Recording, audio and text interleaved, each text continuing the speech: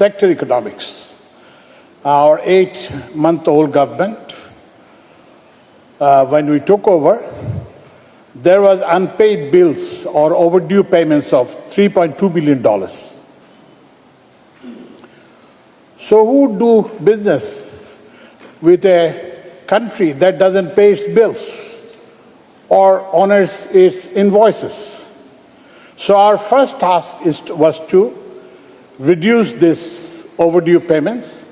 So fortunately, through our efforts under the leadership of Professor Yunus, so we have brought down this overdue payments from $3.2 billion to less than $600 million.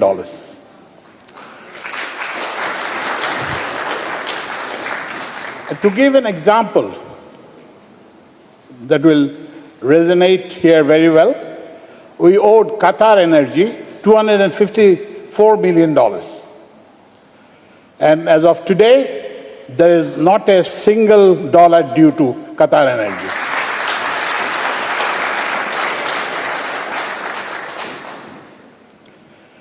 The second thing, after this overdue payments, we looked at the sector governance or sector reform, as you might call it.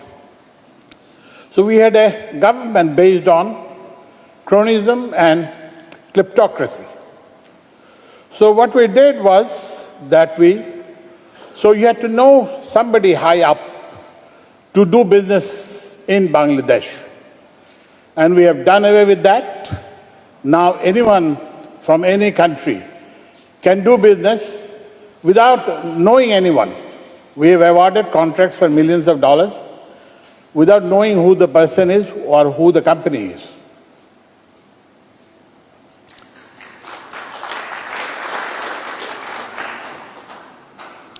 So to give you an example, that we import crude oil and also refined petroleum products. So we used to receive 4 or 5 bids. Then what we did was there are some restrictions in the tenders, so we lifted them. We received 10 bids, and then the price was 35% lower. So giving us an annualized saving of 1,500 crores taka for 6 months procurement. The same happened with our LNG import. There are 3 ways of doing business in Bangladesh today: open tender, and then G2G between 2 government entities, and also public-private partnership. So now I'll tell you a little bit about the 3 sectors that I look after: power and energy, road transport and bridges, and also the railways.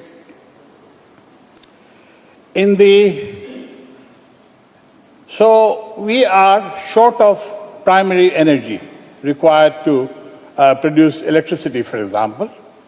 So we are importing LNG, as I told you before, through both long-term contracts and also spot purchases.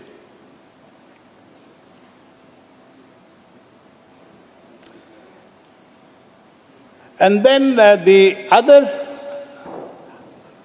we have 2 FSRUs for import of LNG. So we intend to, we have floated a tender for our 4th FSRU, so that we could import more LNG and then also supply gas needed for the industrial development of the country. We also, as a result of the cronyism and kleptocracy of the past, we also had power supply contracts that were extortionary. So now we are engaged in a voluntary tariff renegotiation with the power suppliers, and I'm happy to note that the power suppliers have come forward to negotiate with us, and then so that the cost of electricity purchase goes down, and then we are able to supply electricity for industrialization.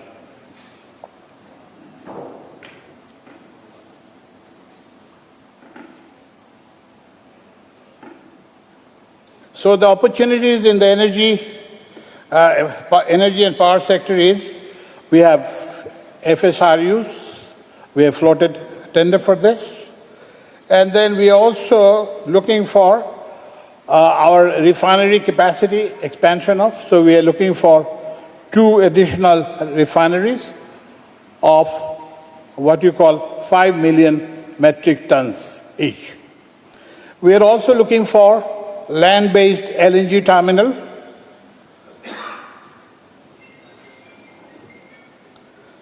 and also we have started what you call going big for renewable energy, and we issued tender for 5,000 megawatt peak of renewable energy, solar energy. Now coming to the railways. Again, there was this unplanned extension of lines, railway lines, without making arrangement for sufficient locomotives